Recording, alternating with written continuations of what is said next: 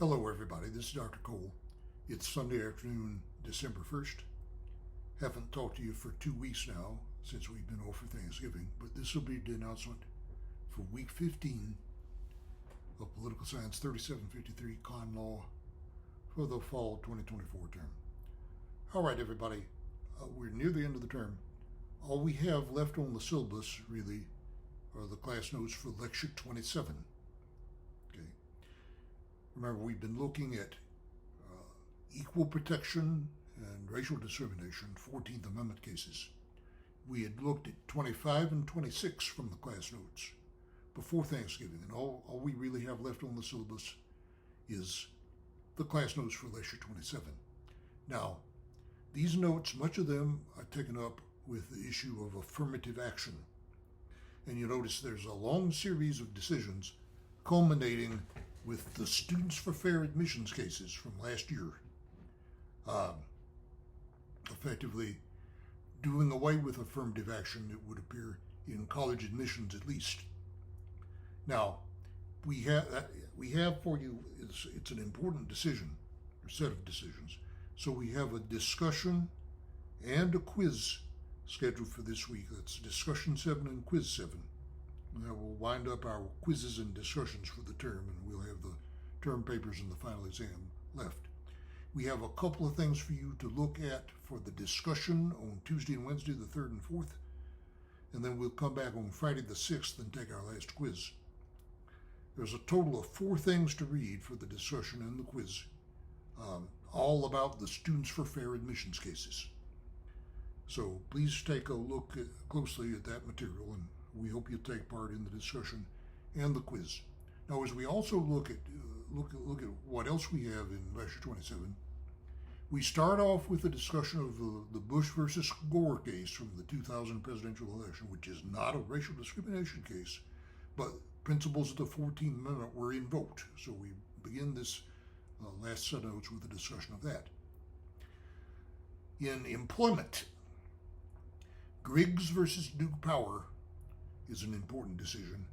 Whether this will be reconsidered by the Supreme Court with its Trump appointees, I don't know.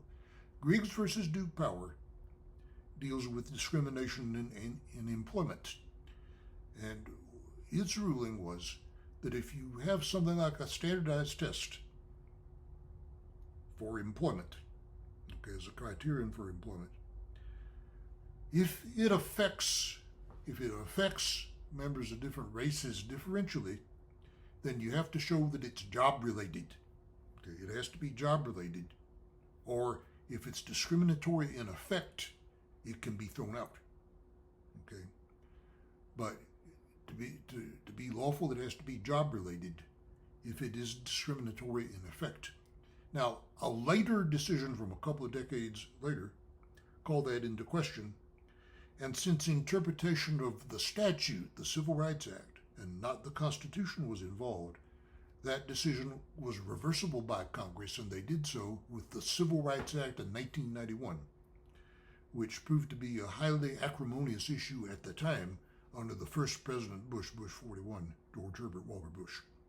Okay, so the Griggs decision and the Civil Rights Act of 1991 are worth taking a look at.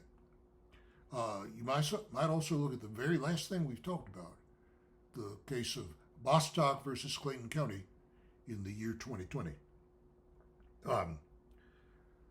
Justice Gorsuch weighed in on this decision, and many of his conservative colleagues were disappointed in him because he interpreted the word sex in the Civil Rights Act of 1963, I believe, to include sexual orientation. That is gay versus straight discrimination, or discrimination versus LGBT individuals. Okay, he was in on the majority. Many of his colleagues were disappointed in him.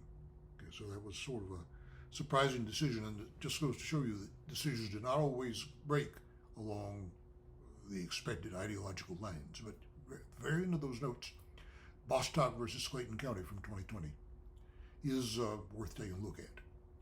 Now then, everybody, I'll be talking to you, I believe, at least one more time before the final exam. We have a discussion this week on the 3rd and 4th, Tuesday and Wednesday. A quiz on the 6th, and that will be discussion 7 and quiz 7. Okay. After that, we have the term paper and the final exam. Contact me if you would like to do a term paper.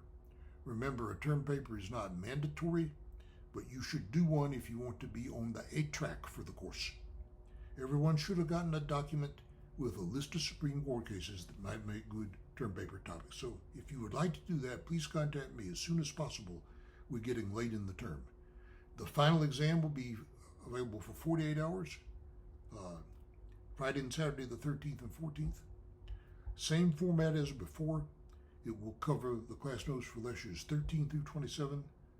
Look for some items repeated from the last 4 quizzes, 4 through 7. Okay. Otherwise, same format as before, combination of true, false, and multiple choice, 50 items for a 100-point exam. And then after that, grades are due Monday, December 16th. So I'll be talking to you at least one more time in a week or 10 days. Otherwise, contact me with any problems, issues, or questions. We hope you take part in the discussion and the quiz this week. Then next week, we'll have the due date for the term paper and the final exam.